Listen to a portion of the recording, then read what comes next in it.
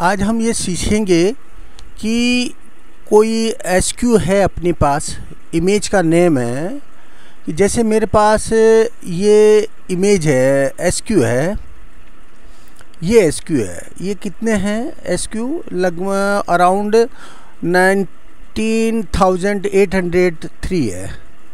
ठीक है, ये एसक्यू है। इस एसक्यू, ये एसक्यू की जो एसक्यू मतलब इमेज का नेम मेरे इस फोल्डर के अंदर रखे हुए हैं। इस फोल्डर में जीरो मास्टर डैश 1 के अंदर फोल्डर में ये इमेज है। इसके अंदर उस इमेज नेम की जो एसक्यू की इमेज जो भी है सब इस फोल्डर में रखी हुई है। अब मैं चाहता हूँ कि यहाँ से इस इमेज नेम का एसक्यू का इमेज नेम का नया रीनेम हो जाए। रीनेम करने का मेरा एक ही कारण है कि मैं उस इमेज को वहाँ से निकाल के एक अलग फोल्डर में लेना चाहता हूँ। तो वो कैसे होगा वो अपन इसमें देखते हैं। तो सबसे पहले मेरे पास ये इमेज है, ये इतनी है 19,000। वो इमेज निकल के दूसरे फोल्डर में आए, उसके लिए सबसे पहले अपन को वो करना होगा रीनेम। तो रीनेम करने के लिए ये स्नैपडील की एक्सेल शीट है। उस एक्सेल शीट में मैंने जो भी इमेज के नेम है उसको इसमें इस कॉलम में लिख लिया।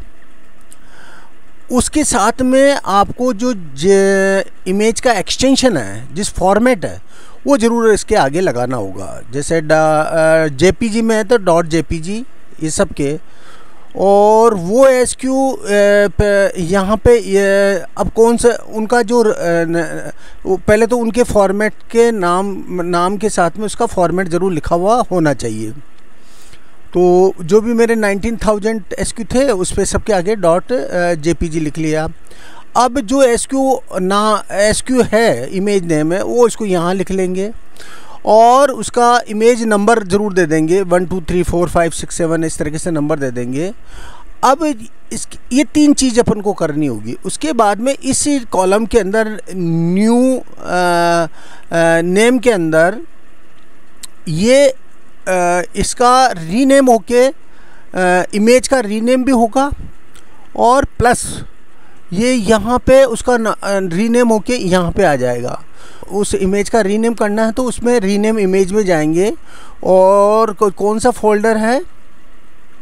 फोल्डर है मेरा यहाँ पे अमेजन के अंदर और न्यू प्राइम और ये जीरो मास्टर, ये में इसको करके ओके करना होगा। जैसे आप ओके करोगे तो उस फोल्डर के अंदर जितनी भी इमेज है उसका रीनेम हो जाएगा, होके ऐसा रीनेम होके उनका इमेज का रीनेम हो जाएगा और उसका ये रीनेम होके उसका नाम भी यहाँ पे आ जाएगा।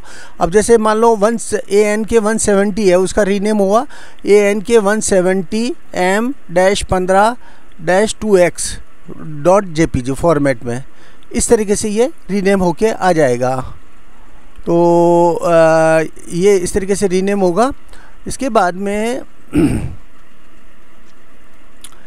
अपन को जो इमेज है जिसका रीनेम हुआ है उस इमेज को वहाँ से निकाल के जैसे मान लो इसके अंदर जो भी इमेज है इसके इस फोल्डर के अंदर उसका रीनेम होके इमेज आ गई।